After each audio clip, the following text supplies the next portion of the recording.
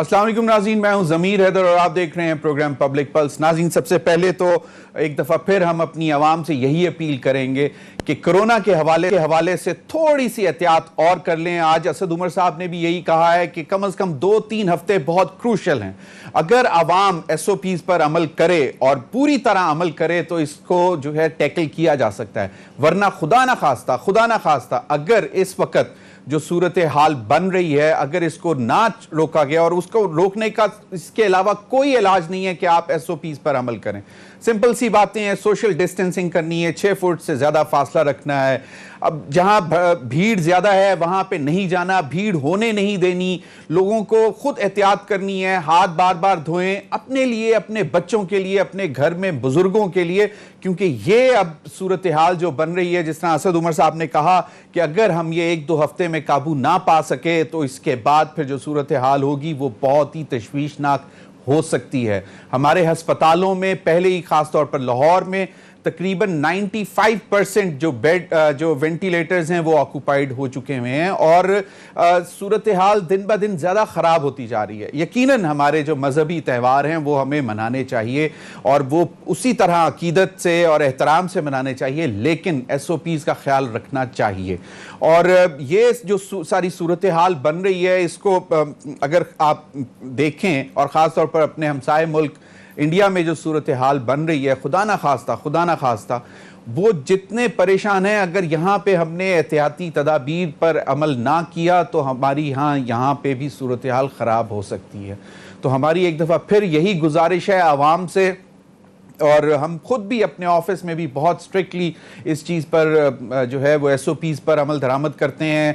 और ज़्यादा से ज़्यादा यही करना है कि जब आप कुछ लोग कहीं पे ज़्यादा हो जाते हैं तो वहाँ पे मास्क ज़रूर पहने और कम से कम 6 फुट का फासला ज़रूर रखें। हाथ बार बार धोएं, सैनिटाइज़र यूज़ करें जो कर सकते हैं, वरना घर में साबुन से हाथ बार बार धोते रहें और एहतियात करें। और नाज़रीन, एक चीज़ और जो हमारी आज बात हो रही थी NCOC के एक साहब से, उनका ये कहना था कि जो पैसों का लेन देन जब दुकान में आप कर रहे होते हैं तो उनसे बहुत ज़्यादा ख़दशा हो सकता है ट्रांसफ़र होने का। और ATM मशीन्स पर भी आप जाते हैं, वहाँ पे भी कोशिश करें, एहतियात से काम लें, सैनिटाइज़र साथ ले जाएं। अगर वहाँ पे नहीं है तो वहाँ पे पहले इस्तेमाल करने के फ़ौरन बाद हैंड्स सैनिटाइज़ करें। और जो दुकान पे आप पैसों का लेन देन कर रहे होते हैं तो पैसे अपनी जेब में रखते ही फ़ौरन जो है पहले हैंड सैनिटाइज़ करें, क्योंकि इनसे भी ट्रांसफ़र हो सकता है, खुदा ना खास्ता। तो ये कुछ एहतियाती तदाबीर हैं, इनको 2-3 हफ्ते ज़रा अगर सख्ती से इन पर अमल दरामद कर लिया जाए तो हम बहुत बड़े डिज़ास्टर से बच सकते हैं।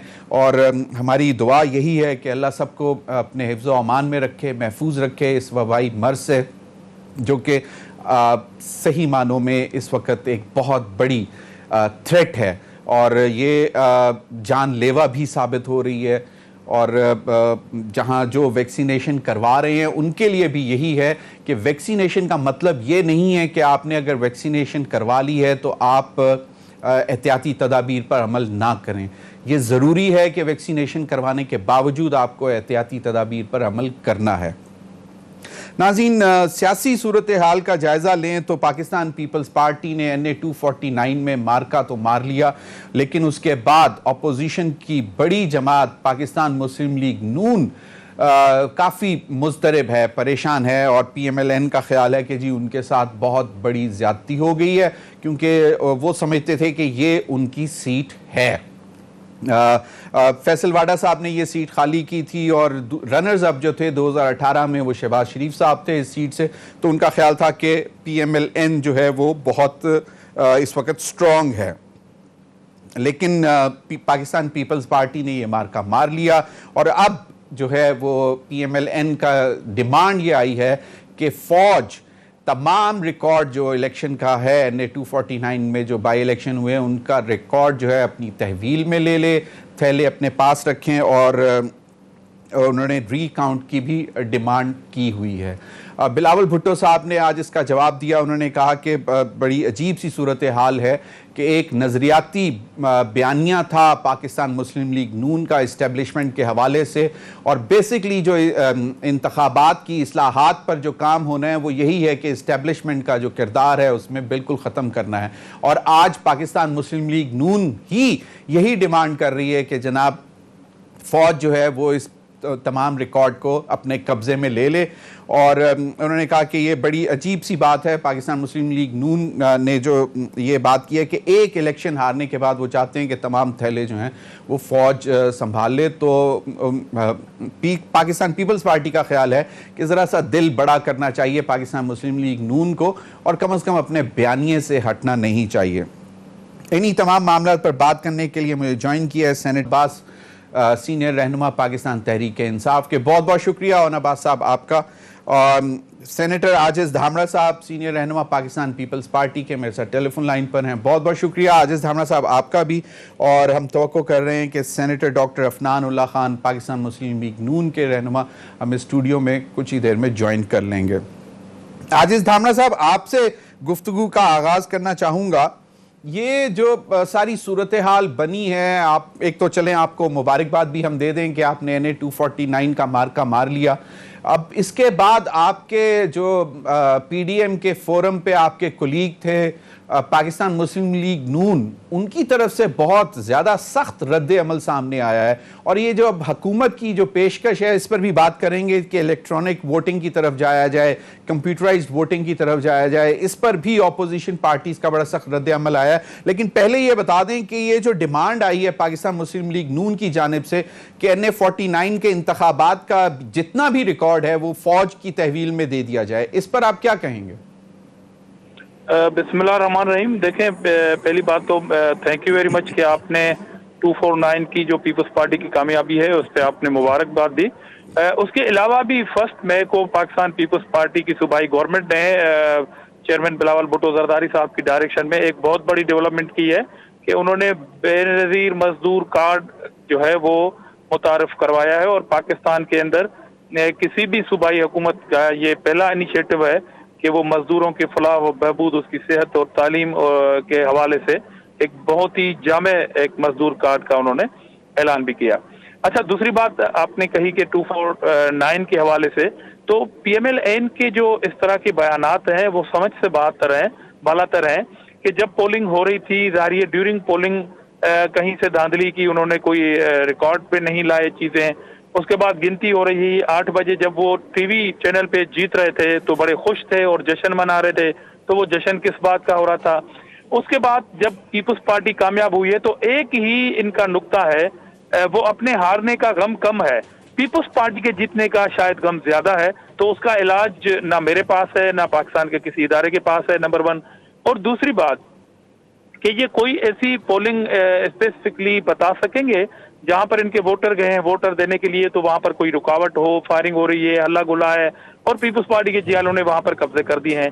दूसरा इनका पॉइंट है कि जी महकमा तैलीम जो है, उनके जो अफसरान है वो वहां पर प्रिजाइडिंग ऑफिसर के ड्यूटी सर अंजाम दे रहे थे। तो जनाब आली, जिस सूबे में इलेक्शन होती है उसकी सूबाई हुकूमत के अफसरान ही ड्यूटी देते हैं। ये कोई अनहोनी बात नहीं हुई, पाकिस्तान की तारीख में पहली मरतबा ऐसा नहीं हुआ।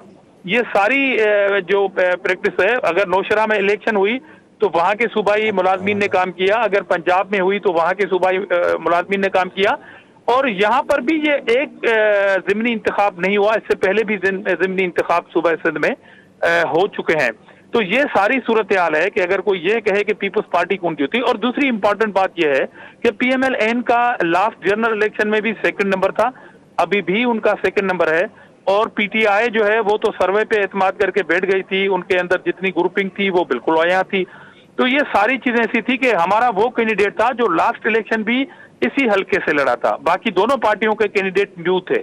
तो जो हमारे कयूम साहब थे, वो प्रोफेसर साहब, वो लास्ट इलेक्शन जनरल की भी यहाँ से लड़े थे, सही, और ये इलेक्शन भी वो यहाँ से लड़े हैं, जारी है उनके रूट्स बने हुए थे। सही। तो ये सारी ऐसी चीजें, अगर पीपल्स पार्टी जीती है तो क्यों जीती है। अच्छा, इसमें क्या हर्ज है? फौज आजिज के दामरा साहब, बाकी जहां तक फौज के हवाले थैले करने वाली बात है, आजिज दामरा साहब, पीएमएल जी मैंने कहा कि जो आपका आखिरी सवाल था कि पीएमएल-एन का अब मौक़िफ़ पीपल्स पार्टी से हटके ये भी आ गया कि ये जो थैले हैं वो फौज के समाधे देखें। इलेक्शन करना और इलेक्शन के प्रोसेस को कंप्लीट करना, अभी तो रिजल्ट भी नहीं आया सामने, वो प्रोसेस चल रहा है, वो इलेक्शन कमीशन का काम है, वो फौज का काम नहीं है। कहीं कहीं पोलिंग के दौरान फौज होती है। तो ये एक अजीब मंतक मुस्लिम लीग नून का सामने आया है। नहीं तो इसमें हर्ज क्या है आजिज दामरा साहब? अगर फौज अपनी तहवील में ले ले और उसके बाद वो क्या चाहते हैं? अगर फौज तहवील में ले लेती है और उसके बाद वो चाहते क्या है? तो देखें, एक इंस्टीट्यूट में आप दूसरे इंस्टीट्यूट की मुदाखलत की दावत दे रहे हैं। इस तरह तो टोटल जो बयान आया मुस्लिम लीग नून का, और लोग ये बात सवाल कर रहे हैं कि जिस तरह पीडीएम को जल्दी से तोड़वाया गया कि जी रिजाइन दें वरना पीपल्स पार्टी अलग हो जाए, तो वो रिजाइन का तो कौम इंतजार कर रही है। मतलब एक सीट पे वो फौज को बीच में लाने की जो दावत दे रहे हैं, ये तो आप पूरे इस्तीफा दे रहे थे। बिलावल साहब ने भी यही बात की कि एक जो नजरियाती बयानिया था कि एस्टैब्लिश किरदार नहीं होना चाहिए, तो अब पाकिस्तान मुस्लिम लीग नून ये क्यों डिमांड कर रही है कि तमाम रिकॉर्ड NA 249 के बाई इलेक्शन का वो जो है फौज के पास दे दें। मुझे ज्वाइन कर लिया है सेनेटर डॉक्टर अफनानुल्लाह साहब ने स्टूडियो में, बहुत बहुत शुक्रिया डॉक्टर साहब। डॉक्टर साहब, ये अचानक ये मिफ्ता इस्माइल साहब ने किस किस्म की डिमांड कर दी कि जी सारा रिकॉर्ड फौज को दिया जाए? एक नजरियाती आपकी सोच थी, अब ये क्या फौज पे इतना एतमाद के जनाब वो संभाल लेगी रिकॉर्ड? देखिए, असल में बात ये है कि जो सिंध गवर्नमेंट है वो पीपल पार्टी के पास हाथ में है, और जो इलेक्टोरल ज़ाहिर स्टाफ होता है वो सिंध गवर्नमेंट का ही आता है, वो ज़ाहिर ECP के अंडर आ जाता है, मगर होता इन्हीं का ही है। तो क्योंकि ज़ाहिर हमें, और फिर ज़ाहिर सिंध पुलिस भी इन्हीं के कंट्रोल में, और हम ये एक पार्टी है सारे प्रोसेस के अंदर, तो हम ये चाह रहे थे कि किसी एक थर्ड पार्टी के पास वो चीज़ चली जाए, ताकि जो अगर कोई इसको कोई उसको ऑल्टर करने की कोशिश की तो जाए। डिमांड ये भी हो सकती थी कि जुडिशरी अपने कब्जे में ले ले। देखिए, मेरा ख्याल है कि कोई भी थर्ड पार्टी अगर ले ले, नहीं तो कैटेगोरिकली डिमांड है कि फौज की तहवील में उसको मजीद एक्सटेंड कर लेते हैं कि अगर फौज नहीं तो कोई और थर्ड पार्टी ले ले, हम उस पर भी क्या कहते हैं राजी होंगे, मगर हमें ये अश्योरिटी होनी चाहिए कि बेसिकली सोच ये है कि देखें जिस पार्टी के साथ हमारा मुकाबला है उसी के पास अगर इलेक्टोरल क्या कहते हैं सारे के सारे वो बैलेट्स होंगे, तो उसके अंदर हमारी तरफ से ये ज़रूर हमें तशवीश है कि कहीं उसके अंदर कोई चेंजेस करने की ना कोशिश की जाए। ये बेसिकली सोच है। हम ये नहीं कह रहे कि फ़ौज आ जाए या कोई, हमारी कोई इस तरह की सोच नहीं है जिस तरह का ये एंगल दिया जा रहा है। और हम देखें, हमने बड़ी, ये अभी NA 249 की और भी बड़ी लंबी बात हुई, देखें हमने NA 249 का इलेक्शन में बड़ी मेहनत की और हमने बड़ा ग्राउंड पे जाके काम किया। ये कोई ऐसी बात नहीं, हमारी परफॉर्मेंस बहुत अच्छी थी, हमें मालूम था, और हम ऐसे वोट लेने भी नहीं गए थे। हमने कराची का अमन बहाल किया है। हम जो बल्दिया के लोग हैं वो इस बात को जानते हैं। वहाँ पे लोगों की लाशें पड़ी होती थी रोडों के ऊपर, कभी किसी को मार दिया, कभी किसी को मार दिया, कौमियत की बुनियाद पे आपके दौर में। बिल्कुल, चलें मान लेते हैं आपने बहुत काम किया। जरा सेनेटर ओन अब्बास साहब से भी पूछ लेते हैं। ओन अब्बास साहब, PTI की तरफ से क्या डिमांड है, क्योंकि वो भी तो हार गए और काफी बुरी तरह हारे हैं? जैसे कि मेरे ऑनरेबल सेनेटर साहब फरमा रहे थे कि देखिए, इलेक्शन प्रोसेस का मकसद ये होता है कि लोगों को उस पर एतमाद होना चाहिए। टस्का का इलेक्शन हुआ और जिस तरह नून लीग ने एक बयानिया बिल्ड किया कि डस्ता में धुंध आ गई या इश्यूज हुए, वो ही कुछ एग्जैक्टली रिपीट हो गया NA 249 में। इशू क्या बना कि लोगों का अब एतमाद ही खत्म होता जा रहा है इलेक्शन के पूरे प्रोसेस पे।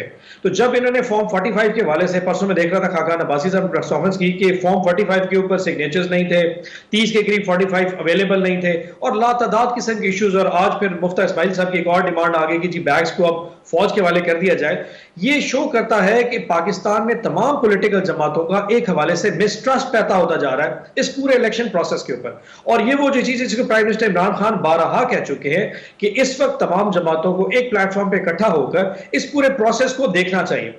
अब हमने जो इस्लाहात का कहा था वो इन्होंने शायद पकड़ लिया कि पूरी इस्लाहात पे अगले सेगमेंट में बात करेंगे, लेकिन अभी जो इस वक्त जो डिमांड है पाकिस्तान मुस्लिम लीग नून की, आप क्या सेकंड करते हैं? क्योंकि आप भी हारे हैं, आपका भी यही ख्याल है कि ठीक है कोई फर्क नहीं पड़ता, तमाम रिकॉर्ड जो है जी? नहीं, मैं एंडोर्स नहीं करूंगा उसकी वजह नहीं बता। देखिए नहीं, जो बात मैं धामरा साहब से एग्री करूंगा कि आपने उस इंस्टीट्यूशन को स्ट्रॉन्ग करना है, आपने उसको स्ट्रेंथन करना है, उसके बायलॉज, उसके एसओपीज, उसके टीओआरस को देखिए, उसमें फ्लॉज हैं, आप उसके जो प्लगइन्स को ठीक करें।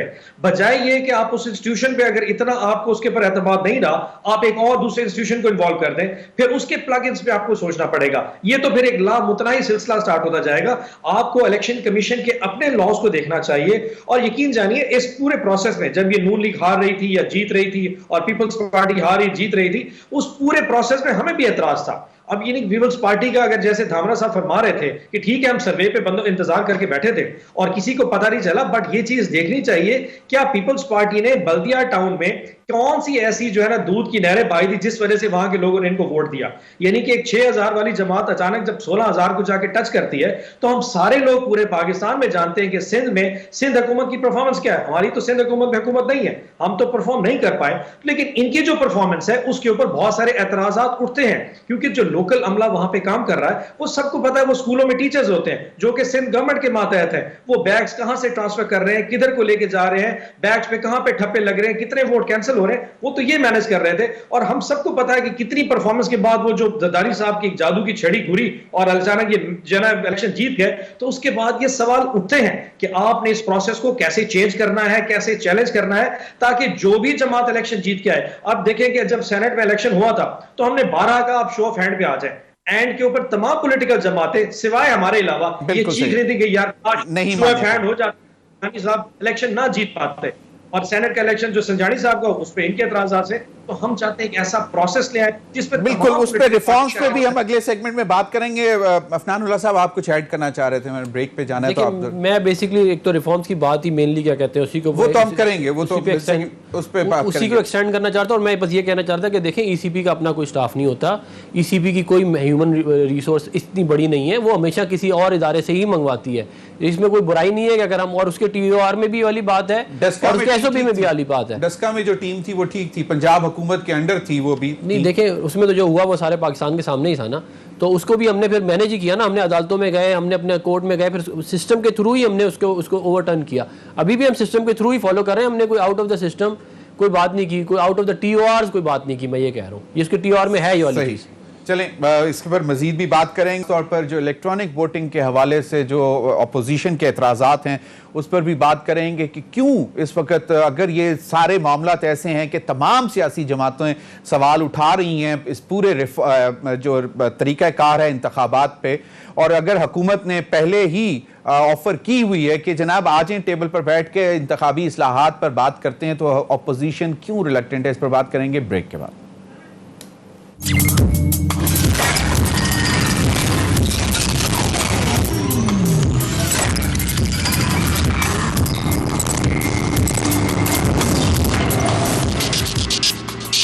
Welcome back. सेनेटर अफनानुल्लाह साहब, ये क्या मामला है, इलेक्ट्रॉनिक वोटिंग के खिलाफ इतने क्यों हैं? राना सनाउल्लाह साहब ने भी इतनी सख्त बयानात दे दिए, ये इस्लाहात की तरफ जाएं, इसमें क्या बुराई क्या है? दुनिया भर में होती है इलेक्ट्रॉनिक वोटिंग। देखिए मैंने अमेरिका में खुद देखी है इलेक्ट्रॉनिक वोटिंग होते हुए। देखिए इलेक्ट्रॉनिक, मेरी डॉक्टरेट जो IT में ही है और इंफॉर्मेशन सिक्योरिटी के अंदर है, तो मैं जब ये बात कह रहा हूँ कि इलेक्ट्रॉनिक वोटिंग के अंदर सिस्टम को रिग करना ज़्यादा आसान काम है कंपेयर टू जो अभी सिस्टम है, तो ये हकीकत है। और जो अभी सिस्टम हमारा ऑलरेडी एम्प्लॉयड है, अगर हम इसको सही तरह फॉलो करें तो ये इंश्योर करता है ट्रांसपेरेंसी ऑफ द इलेक्शंस। और यही सिस्टम मोर और लेस बरतानिया में भी है, और यही सिस्टम बेतहाशा अमेरिकी जो है वो स्टेट्स में भी ऑलरेडी डिप्लॉयड है। तो अब यहाँ तो देखें ना, मसला इधर सिस्टम का नहीं है, समझने की बात है। मसला इधर ये है कि आप कोई भी दुनिया का निज़ाम ले आएँ, अगर उसको चलाने वाले ही उसको रिग करने की कोशिश करेंगे, तो वो आप उसको EVM हो या नो EVM हो या वोटिंग हो नो वोटिंग हो, डजंट रियली मैटर, वो आप उसको हैक कर लेंगे। आप जहाँ पे आपने जिस तरह ट्रंप के इलेक्शन हैक हुए थे, रशियंस के ऊपर इल्जाम लगा, रशियंस के ऊपर इल्जाम है, आप फर्ज करें मैंने यहाँ पे बटन प्रेस किया, शेयर को ठपा, बीच में नेटवर्क पे किसी ने उसको चेंज कर दिया, जब जाके स्टोर हुआ तो वो बल्ले पे स्टोर हुआ था। तो ये अब मैं मिसाल आपको दे रहा हूँ, ये करना बहुत आसान काम है। लेकिन अगर जो अभी सिस्टम है उसके अंदर ये एक प्रॉब्लम होती है कि आपको पोलिंग स्टेशन लेवल पे जाके सिस्टम को रिग करना पड़ता है। चलें, इलेक्ट्रॉनिक वोटिंग नहीं करते तो इस्लाहात कौन सी होनी चाहिए? देखिए, एक तो ये कि इलेक्टोरल वोटर लिस्टें जो हैं वो अवेलेबल होनी चाहिए। सबसे इंपॉर्टेंट चीज़ ये है तो वो तो हर पोलिंग स्टेशन पे मौजूद होती है, आप जाएं, आपका नाम, आपका सब कुछ लिखा होता है। वो इलेक्ट्रॉनिक फॉर्मेट में देते नहीं है कैंडिडेट्स को, वो एक थर्दा 3 लाख रुपए दो उनको दे देते हैं, वो इतना सा प्रिंटेड फॉर्म पे, उसमें से फिर आप निकालते रहो, सॉर्ट करो, या फिर आप उसको ऑलरेडी। अच्छा, वो इलेक्ट्रॉनिक वो ठीक होगी? वो इलेक्ट्रॉनिक, क्योंकि वो तो आपने बेसिकली दे दिया, एक सर्वर पे होस्ट कर दे इधर अपना ईसीपी में, और सब एक्सेस कर सकें उसको उस पे, मतलब वो तो सिर्फ ये ना कि आपने चेक करना है अच्छा कि आपका वोट कहाँ पे रजिस्टर्ड है। और उसके अलावा ये है कि देखें, ये जो कम्युनिकेशन होती है ना, कि जो प्रिजाइडिंग ऑफिसर जो है वो गया आरओ के पास, प्रिजाइडिंग ऑफिसर ने कंप्लीट किया, उसका एक व्हाट्सएप ग्रुप है। अब उस व्हाट्सएप ग्रुप के अंदर कोई एक कायदा होना चाहिए जिसके तहत कैंडिडेट्स एटलीस्ट उनकी एक्सेस कर सके, उससे ज़्यादा ट्रांसपेरेंसी आ जाएगी, वो भी ज़्यादा ट्रांसपेरेंट। आजिज दामरा साहब, इलेक्ट्रॉनिक वोटिंग में आप लोगों के क्या तहफ़्फ़ुज़ात हैं? जमीर साहब, ये इलेक्ट्रॉनिक वोटिंग के जो इश्यूज हैं, ये इन टॉक शोज में बहस से तो हल होंगे नहीं। इसके लिए पार्टियों को, और खास तौर पर जो पार्लियामेंट में तमाम पार्लियामानी ग्रुप हैं, उन सबको बैठना पड़ेगा। और दूसरी बात यह है कि ये इनिशिएटिव ले रही है गवर्नमेंट, और गवर्नमेंट जो पाकिस्तान की अपोजिशन को जिस भी मसले पे अगर दावत देती है, अगर अपोजिशन उनके साथ बैठ भी लेती है तो अगले दिन प्रेस कॉन्फ्रेंसेस शुरू हो जाती हैं, प्राइम मिनिस्टर से लेके तमाम काबीना के वजीरों तक, कि जी ये हमसे नारों मांग रहे हैं, ये डाकू हैं, ये चोर हैं, इनसे हम बात नहीं करेंगे, इनसे हम हाथ मिलाने के लिए तैयार नहीं होंगे। 1 से 2 मराहल ऐसे आए जिसमें कानून साजी के लिए खुद अपोजिशन ने इनको उस बुहरान से निकाला। तो बाद में अपोजिशन के लिए फिर सर्टिफिकेट क्या इशू होते हैं, एनआरओ। हम बार बार कहते हैं कि भाई आप हमें एनआरओ देने के ना हैसियत रखते हो, ना आप एनआरओ दे सकते हो, क्योंकि आप ही कहते हो कि हमारे केसेस जो हैं वो अपने पुराने अदवार के दौर के हैं। तो जब पुराने अदवार के दौर के हैं तो आप एनआरओ कैसे दोगे? आप एनआरओ दे रहे हैं, अपने दौर के जितने भी आपके क्राइसिस हैं उसमें आप एनआरओ देते जा रहे हैं। अभी आप अपनी ही पार्टी के एक ग्रुप को हमख्याल ग्रुप के तौर पर मिले और वो प्रेशर डेवलप हुआ, आप ब्लैकमेलिंग में आ गए, आपने आज ग्रुप से मुलाकात की। आगे जाके आपको जब बजट मंजूर करवाना पड़ेगा तो कौन देखेगी कि आप किस तरह तरीन साहब के पांव पकड़ के अपनी बजट पास करवाते हैं। तो ये सारे इशू है। तो इसलिए इस्लाहात की जो जरूरत है वो खुद प्राइम मिनिस्टर और उनकी हुकूमत और उनकी काबीना के रवैयों की वजह से नहीं हो रहा। लेकिन आजिज दामरा साहब, 1 अप्रैल को जो कौमी असम्बली का के अंदर एक कमेटी का इजलास हुआ और उसमें बाकायदा एक फॉर्मल ऑफर की गई गवर्नमेंट की तरफ से तमाम पार्टीज को कि जनाब आप नाम दें, तो उस पर भी एतराजात आ गए कि जी पहली कमेटी का क्या हुआ। उसका रीजन है ना, उसका एक रीजन है। मैंने अभी कहा कि आपको इस्लाहात अपने रवैये में लानी पड़ेगी। आपको चलो पॉलिटिकली आप हमारे अगेंस्ट हैं, वो हमारे खिलाफ एक नहीं 10 प्रेस कॉन्फ्रेंस और तकरीरें करें, मगर कुछ ऐसी कानून साजी जो मुल्क के लिए जरूरी होती है, उसमें अपोजिशन ने मैच्योरिटी का मुजाहरा पहले भी किया। मगर वापसी में आप जब ये कहेंगे कि आप एनआरओ मांग रहे हैं, आप हमसे केसेस में रिलीज मांग रहे हैं, वो रिलीज वो केसेस ऑलरेडी अदालतों में चल रहे हैं, तो आप अदालत तो नहीं है ना, प्राइम मिनिस्टर हैं, आप हमें क्या रिलीज दे सकते हैं? इसलिए आप अपने रवैयों में जब तक तब्दीली नहीं आएगी तब तक ऑपोजिशन या दीगर सारी जमातें हुकूमत के साथ बैठकर इलेक्टोरल रिफॉर्म्स के ऊपर बात नहीं करेंगे। अब सेनेटर ओन अब्बास साहब, आपको क्या लगता है कि ये इलेक्ट्रॉनिक वोटिंग ही सिर्फ एक आंसर है इस ये जो एतराजात आते हैं, या अगर आप बाकायदा बैठकर रिफॉर्म्स, जिस तरह सेनेटर अफनान उल्लाह साहब ने भी कहा, और भी मुख्तलिफ फोरम्स पे बात होती है किस तरह ट्रांसपेरेंट बनाया जा सकता है इलेक्शंस को, तो उस तरफ क्यों नहीं आते? ये एकदम इलेक्ट्रॉनिक वोटिंग का शोशा क्यों छोड़ने की जरूरत पड़ गई? जमीर साहब, एक्चुअली जब ये इशू सारा डिस्कस हुआ था, ये 2015 से डिस्कस हो रहा है, तो हमारी गवर्नमेंट ने इनिशिएट नहीं किया, ये नून लीग की गवर्नमेंट इनिशिएट किया था। सबसे पहले शो ऑफ हैंड का इन्होंने फार्मूला दिया था कि जो सेनेट का इलेक्शन है वो शो ऑफ हैंड के जरिए होना चाहिए। फिर उस वक्त क्योंकि पीपल्स पार्टी ऑपोजिशन थी तो इन्होंने एतराज किया था, क्योंकि मतलब गिमिक्री या जो गेम्स का जो तरीका होता है जो पीपल्स पार्टी कर सकती है सेनेट के इलेक्शन में शो ऑफ हैंड के या उसके बगैर, वो हमें तो पता ही कोई नहीं, तो इन्होंने उस पर एतराज कर दिया। तो वो चीज जो है ना तवातुर का शिकार होती गई। हमने आके जब ये 2020 में इनिशिएट किया था तो उसमें एक कम 50 के करीब प्रपोजल से इलेक्ट्रॉनिक वोटिंग मशीन उसमें 8वें नंबर पे है। हमने और भी बहुत सारे प्रपोजल दिए थे कि आप और बैठ के इस पे बात करते हैं। चले मैं मान लेता हूं 1 मिनट के लिए कि सेनेटर अफनानुल्लाह कहते हैं कि इलेक्ट्रॉनिक वोटिंग मशीन में फॉर एग्जांपल हैक हो सके। क्या ओवरसीज पाकिस्तानी को राइट देना यह भी गलत है? क्या फाइनेंशियल ऑटोनॉमी देना इलेक्शन कमीशन पाकिस्तान को यह भी गलत है? क्या जो पोलिंग एजेंट्स मुकर्रर किए जाते हैं, नॉर्मली एक पोलिंग एजेंट है, हमने कहा था कि आप 5 पोलिंग एजेंट को वहां मुकर्रर करें, क्या ये भी गलत है? हमने ये कहा था कि जो वहां पे जो आपकी टोटल इलेक्टोरल रोल बनाया जाता है वो पॉपुलेशन की बेस पे नहीं बनना चाहिए, वो बनना चाहिए वोटर के ऊपर। मतलब एक हल्के में अगर 10 लाख लोग रहते हैं और वहां पे 4 लाख वोट रह सकते हैं, तो 4 लाख वोटों पे आपका पूरा हल्का बनना चाहिए, क्या ये भी गलत है? हमने ये कहा था कि जो डिलिमिटेशन होनी चाहिए उसको सिर्फ 5% तक वेरिएशन अलाउड है, और अगर उसके खिलाफ आपने जाने तो आप सुप्रीम कोर्ट जा सकते हैं। हमने उसमें यह भी कहा था कि जो पोलिंग एजेंट है, जो कि सेनेटर अफनानुल्लाह की पार्टी ने एतराज किया कि सारे लोग वहां से सिंध से लिए गए थे, कराची से, उसी हल्के के थे, उन्होंने वोट को मैनिपुलेट किया, तो हमने वहां डाल दिया कि जो पोलिंग जो अमला काम करने आएगा वो दूसरे इलाकों से आएगा और वहां पे काम नहीं कर सकते, क्या वो भी गलत है? सो इस तरह की 10,000 चीजें उसमें मेंशन हुई जो कि हमने बेचीरा चीरा थी। इन्होंने एक इलेक्ट्रिक वोटिंग मशीन को बना के हर चीज पे एतराज कर दिया। जमीर साहब, मैं आपसे पूछ लेता हूं, क्विकली जरा ऐड कर दें। एक चीज मैं आपसे पूछना चाह रहा हूं अब्बास साहब, एक चीज क्विकली, वो ये है कि आप ओवरसीज पाकिस्तानियों के लिए आप कर लें इलेक्ट्रॉनिक वोटिंग, चलें वो एक लिमिटेड नंबर है, बाकी जो है इनको ऑपोजिशन को कहें कि जी वो पूरे पाकिस्तान के लिए नहीं होगा और बाकी रिफॉर्म्स टेबल पे ले आए जो जिनका आपने जिक्र किया, उस पर तो किसी को एतराज नहीं होगा।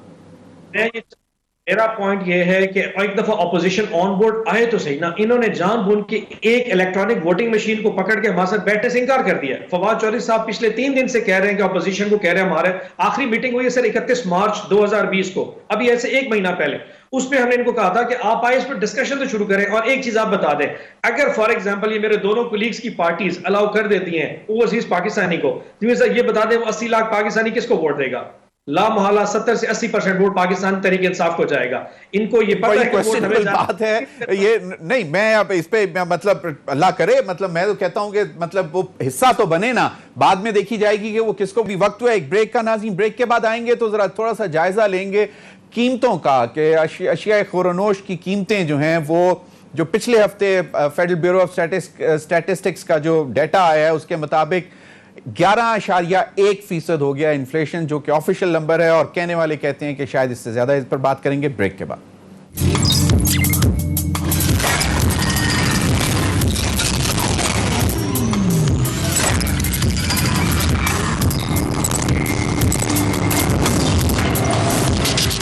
वेलकम बैक नाज़रीन। महंगाई, रमजान और गरीब परेशान। आजिज दामरा साहब, इस वक्त पिछले हफ्ते के जो एफबीएस का स्टैटिस्टिक्स आए हैं उसके मुताबिक तकरीबन 2% जो है महंगाई में इजाफा हुआ है। क्या कहते हैं, 2.5 साल से हम देख रहे हैं कि बहुत कोशिश कर रही है हुकूमत, प्राइम मिनिस्टर भी 12 हफ्ते में 3-3, 4-4 इजलास कर रहे हैं, लेकिन महंगाई बेकाबू है। देखिए, इसमें कोई शक नहीं, आपने बिल्कुल सही जो इशू और रेस किया है कि महंगाई जो है, एक तो सर्वे रिपोर्ट आती हैं, मगर सर्वे रिपोर्ट के बाद जब आप ग्राउंड में देखेंगे तो ये महंगाई उससे कई गुना ज्यादा मिलेगी। और ये जाहिर है आपकी पॉलिसी से कनेक्ट है। प्राइम मिनिस्टर इजलास करते हैं, बहुत सारे इजलास करते हैं, उनके लिए ये मशहूर है कि उन्होंने ज्यादा से ज्यादा इजलास किए, तो मतलब ज्यादा से ज्यादा इजलासों के बाद वो जाहिर डिसीजन होते हैं, उनकी फिर इम्प्लीमेंटेशन होती है, और ये चीजें ग्राउंड पे फिर अगर बढ़ती जा रही हैं तो मेरे ख्याल में फिर आपका फेल्यूर है। पंजाब के बाद सिंध में तो आपकी हुकूमत है।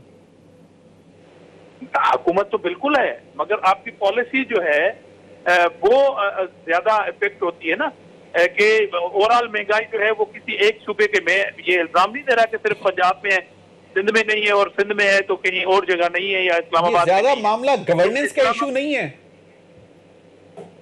एग्जैक्टली गवर्नेंस का इशू है, मगर आपने कहा कि वजीर आजम बहुत सारी कोशिशें कर रहे हैं, इजलास पे इजलास कर रहे हैं, मगर उन इजलास का फिर फायदा क्या है कि वो सिर्फ निशस्तन और गुफ्तन और बर्खास्तन वाली बात हो रही है।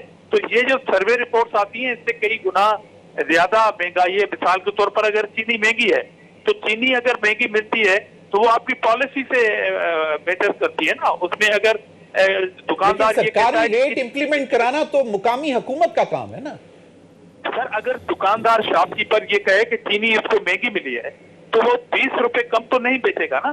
सही, बिल्कुल। यानी कि आपका ख्याल है कि ये बेसिकली फेडरल गवर्नमेंट की पॉलिसीज की वजह से ओवरऑल पूरे मुल्क में महंगाई होती है। जी अफनानुल्लाह साहब, देखिए, बुनियादी तौर के ऊपर जो महंगाई का जो मेन एलिमेंट है ना पाकिस्तान में, वो आपका बजट डेफिसिट है, कि आपके खर्चे कितने हैं और आप टैक्स कितना कलेक्ट करते हो, उसका जो आम आदमी को ये नहीं समझ आती है। आपका घर अगर आप चला रहे हैं, आपका 100 वो मैं मानता हूं, मैं समझता हूं, इट्स प्योर इकोनॉमिक्स, लेकिन इस वक्त तो पॉलिसी के ऊपर बात हो रही है ना कि मतलब गवर्नेंस का दो फाइनेंशियल मिसमैनेजमेंट है। एक तो जब आप अपने डेफिसिट को कंट्रोल नहीं करते, और दूसरा प्राइस कंट्रोल अथॉरिटीज़ है। ये दो चीज़ें हैं। Price control authorities provincial level पे भी हैं और फेडरल लेवल पे भी हैं। लेकिन देखें, अगर तो चीनी मिल ही 110 रुपये की रही है तो प्राइस कंट्रोल अथॉरिटी भी क्या कर लेगी? अगर आटा हो ही 70 रुपये किलो गया है तो प्राइस कंट्रोल अथॉरिटी, वो तो ये होता है ना कि आपका 30-35 रुपये किलो आटा था, तो इसको रेगुलेट करना प्राइसेस को तो गवर्नमेंट का काम है। नहीं, वो उस सूरत में हो सकता है कि अगर आपका डेफिसिट कंट्रोल में हो। अगर आप ये देखें, ये फाइनेंशियल मिसमैनेजमेंट है।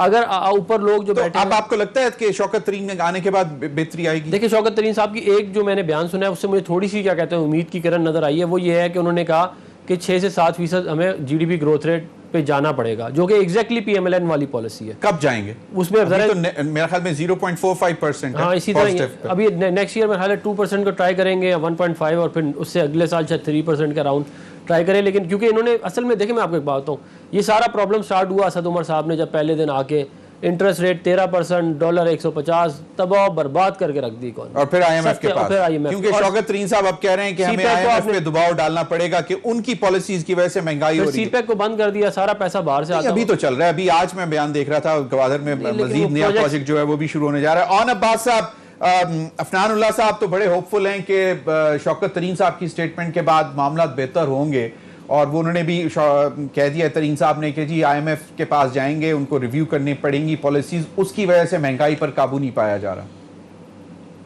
मैं एग्री करता हूँ अफनानुल्लाह साहब से कि हमें अपनी फाइनेंशियल मैनेजमेंट पर थोड़ा सा और भी जोर देना पड़ेगा। लेकिन देखिए ज़मीन सब थोड़ा चीज़ हमें भी समझनी पड़ेगी। एक तो रमजान का प्रेशर अपनी जगह पे 11% तक जो आप इन्फ्लेशन का दिखा दिया, फिर कि रमजान में डिमांड ज्यादा होती है, ऑब्वियसली सप्लाई उतनी नहीं होती। लेकिन हमें इंटरनेशनल प्राइसेस को भी देखना पड़ेगा। आज मैं देख रहा था जो घी की प्राइसेस है, अब उसको डिफाइन करता है आरबीडी पाम ऑयल, जो कि मलेशिया से इंपोर्ट होता है। पिछले साल मार्च में मैं अभी रिसेंटली उसकी प्राइस देख रहा था, तो वो ट्रेड हो रहा था $650 पर मैट्रिक टन पे।